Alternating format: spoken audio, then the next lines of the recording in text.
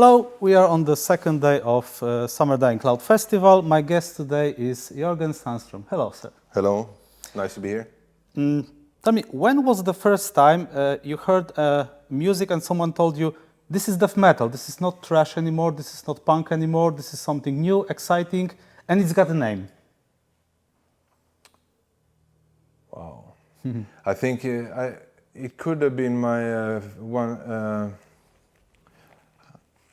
I have to take a moment because I'm not for sure. But in general. But in general, I think our friend Jörgen, who was also in an early stage of Grave when we were called the Corpse, he bought the first Death album and brought it back to Gotland where we used to live because nobody imported death metal to Visby at that time. So he bought it, I think, in Stockholm.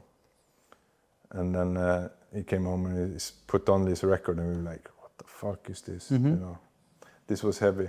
And then from that on, I think so we started to search around, and it all happened so fast too. You know, if you look at the timetable from us starting playing together in a band for when we went in 7th grade in '84 to just for 2 or 3 years, everything was like escalating like. So it's hard to say. What was the first band of you and Ola? Was it Putrefaction Project? No, we started playing together when we were 13. Oh, certainly. And it was me, Ola, and Jens, and Jörgen that I just mentioned, and then a fifth guy who later quit he didn't want to play, but. We started and we had just trying to learn to play instruments. What kind of music was that? Was it heavy metal?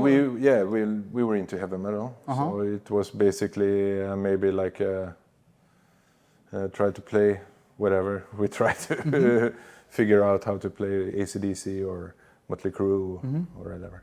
By the time you were like 15, 16, 17, was there a scene already? Was there a bunch of bands who were playing together and supporting each other? Where we lived in Visby on the tiny island of Gotland, there was actually only 10 of us that liked this kind of metal, like thrash metal and then death metal. But so no, for us it wasn't a big scene at all. We discovered that there was a scene maybe around 88 to 89 when we went to concerts in Stockholm and met people like Uffe and Nicke and Forsberg from Tribulation and the Dismember guys and Tiamat and all those people. By the time you recorded and released Into the Grave album, did you already felt that it's a classic? It's an instant classic? At that time? No. No. But for us it was... people did care, right? Of course, yeah. But at that time we were just, as I said, when you get older you start to think about what really happened, but it all happened so fast. It was, all this happened in maybe 2 or 3 years' time, you know, from starting releasing demos to getting worldwide attention in fanzines and magazines and tape trading with people all over the world and suddenly have an album and a record contract and being thrown out on tour, you know, in '91. It was just like 2 or 3 years time. It was so fast. You couldn't think of anything else than just, that's what we did. You know? I remember that around mid-90s there was this circulating opinion about Grave that these are the guys who play death metal but don't listen to death metal. And some of you have actually admitted it in the interviews that your current inspirations are much wider than just metal. Was there a moment in your life, in your career, that this music seemed less inspiring than it used to be? I think maybe we always listen to all kinds of music as different members and different kind of music. It was never that we only listened to just death metal, but death metal was definitely what we wanted to play. But we had, from when we started to play, all those inspirations we had from when we were growing up, like Kiss, Black Sabbath, Iron Maiden, Judas Priest, all those, heavy metal bands, they were still with us. We also listened to some reggae music. We had parents that were jazz musicians, and so on. We listened to some jazz even, and blues, and we always listened to all kinds of music. It was I'm not surprised that people didn't. I'm more surprised that people didn't know that than actually say that we didn't listen to death metal. But of course we listened to death metal still. But it came to like a point in the death metal scene when it didn't really show up anything interesting, like maybe for me at least. And I still listened to the old albums, but I couldn't really find any new stuff that was interesting. But then I started to get into the black metal scene instead, because that was new to me in the mid-90s. It's already been going on, but then I had to started picking that up instead also. Have you considered playing black metal yourself? And not like in a traditional black metal band, no. But the influences are there, of course, with bands that we had for Vicious Art maybe, or Torture Division definitely have some black metal influences vocally. And I think my vocals over the years as well has more and more blended into high pitch vocals. And Why did you actually left Grave? Why? It came to a point when I didn't think it was much fun anymore, and we were always out playing, and it was, as we wanted it to be, but I didn't feel so much joy from it anymore. So I decided, I needed something new in my life, and I said I quit this band, and I tried to find some other band to play with. How did you feel about the Hating Life album, which was released after your departure? I mean, I didn't listen to it that much, but I thought it was good. Yet controversial. Yeah, it was a bit, a little bit of a step away from what we did as us three. But also some of the songs we had already been working on before I left, so it wasn't completely new to me. But how do you recall your early days in Entombed when you joined the band? When the band reached new audiences with its new music and toured with bands like Unsane, did you feel you are losing the old fan base or rather gaining new one? I would say maybe a little bit of both. A lot of fans was still coming to the shows, and old Entombed fans, and always been there, and there was also new fans coming to the shows, more maybe from the hardcore scene. But Entombed always had, even since Clandestine or Wolverine Blues, they had a kind of a mixed crowd, especially in Sweden. Because they always crossed a little bit more of a border to the rock and punk rock side than other death metal bands. So they already had a big fan base in, for example, the hardcore scene, like bands like Refused and Fireside and the whole the straight edge scene. They were big Entombed fans too. So so it wasn't. Of course, some as it always is, some die-hard, old school death metal, Entombed or Grave, or Autopsy or whatever fan, when the band changes a little bit, it's they go somewhere else.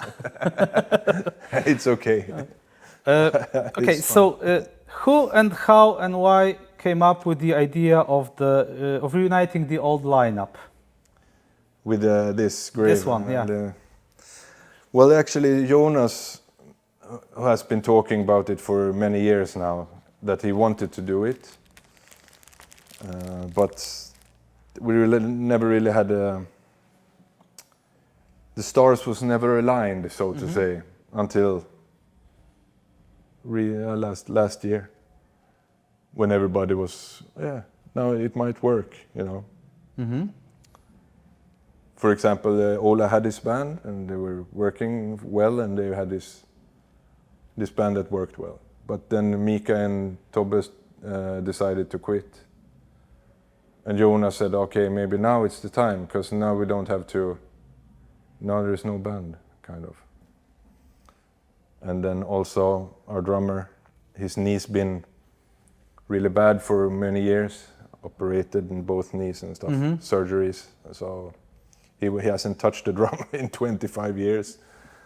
So he was a bit, and I have to try out first and see how it works, if I can still play. And yeah. So.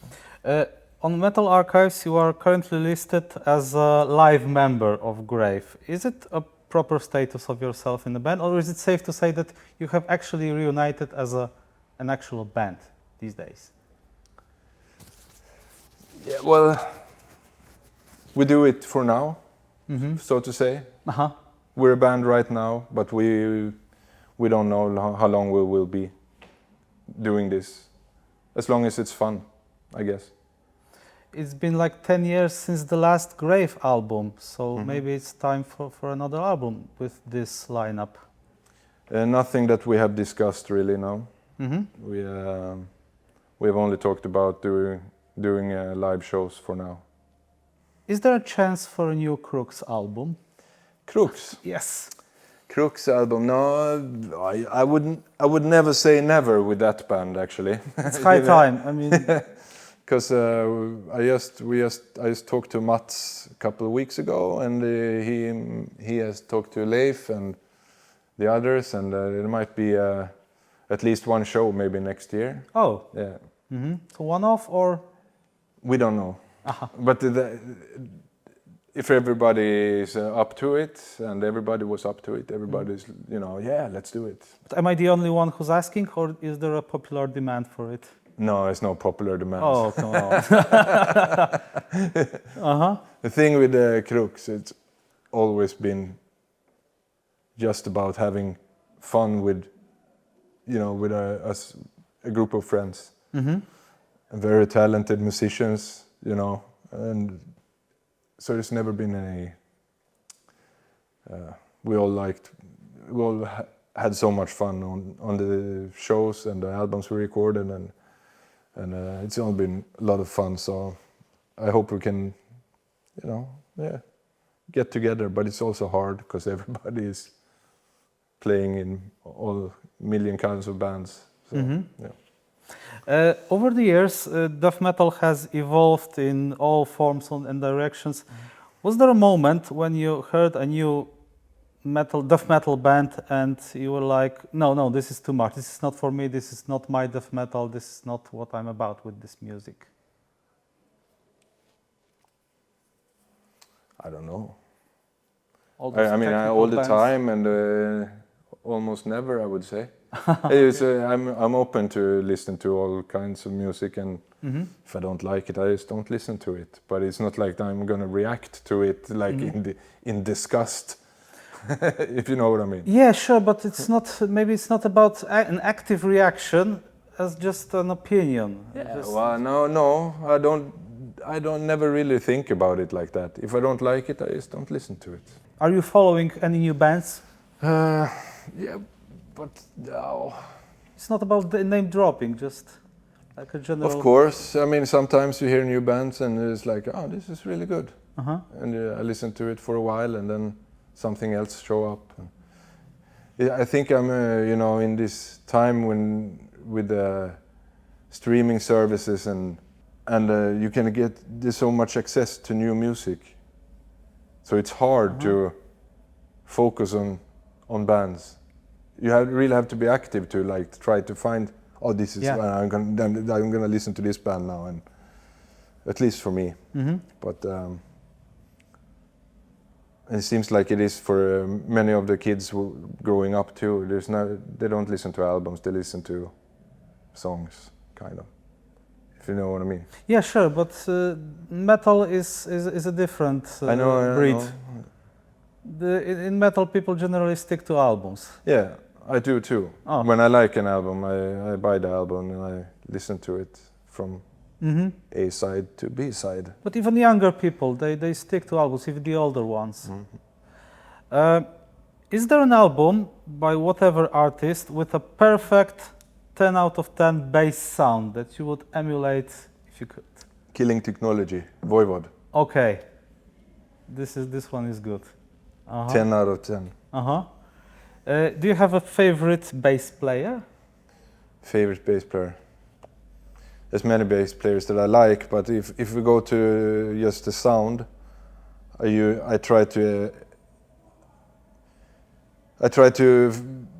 like bass sound like Blackie from Voivod on its album, and Unsane bass player. I never remember his name, sorry, but his bass sound is amazing, and Lemmy.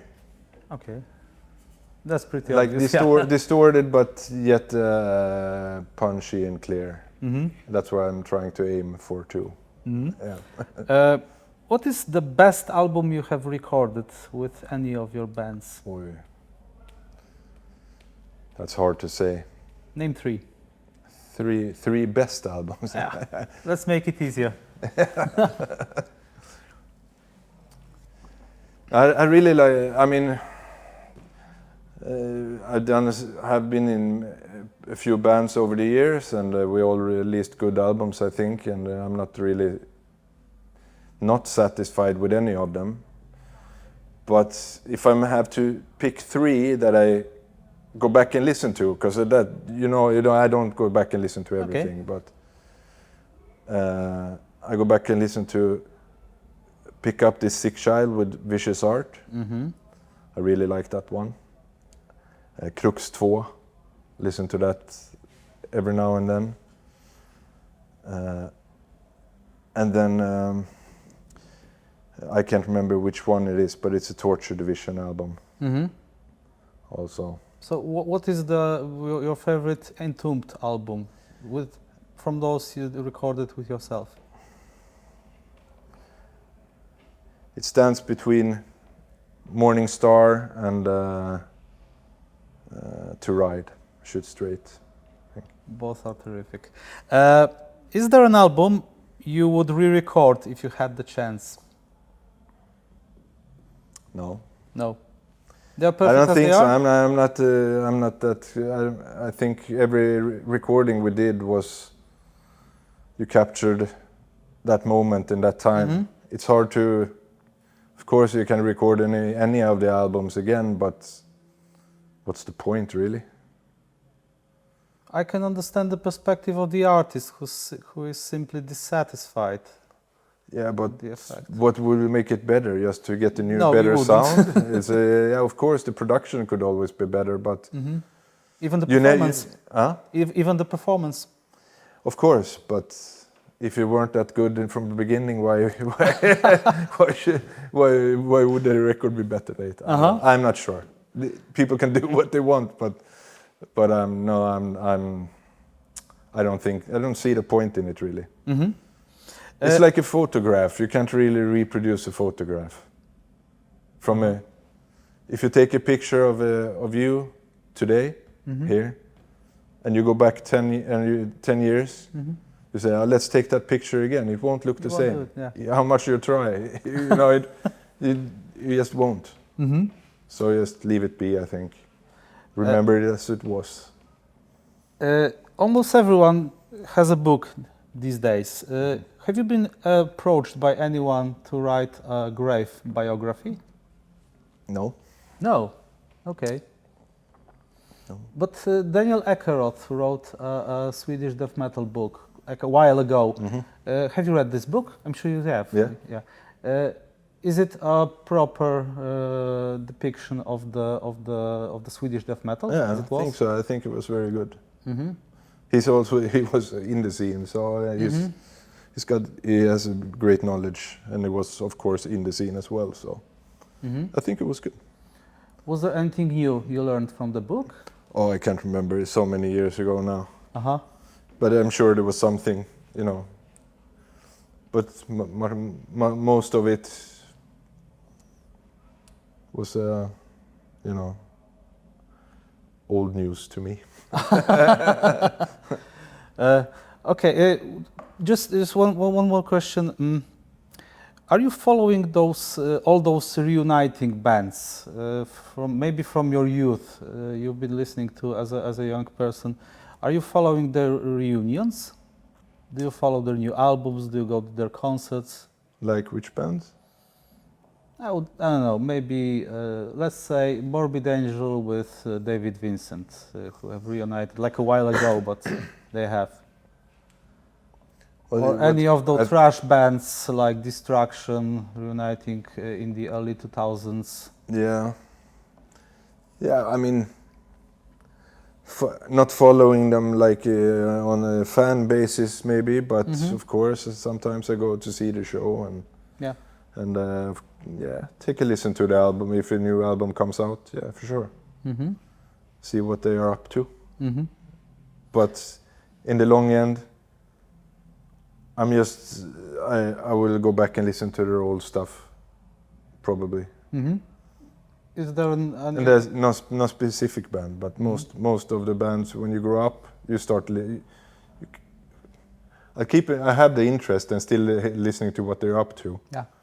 But at the end, you always go back and listen to Power Age or Let There Be Rock. Yeah. You know. But is there any of those old gods who have emulated their old sound and actually recorded a solid album after the reunion? Autopsy. I don't know if they can call it a reunion, but they're still around and they still produce great albums. Celtic Frost? Not, no, I wouldn't say so. I mean, I like it, but it doesn't sound like to Megatherion or Morbid Tales to me. You know? Yeah. I'd rather listen to the old albums and then the new ones. But with Autopsy, I could actually put down a new album and really like it. Okay. Thank you. Thank you. It's been a pleasure. Oh, thank you. Thanks for being here.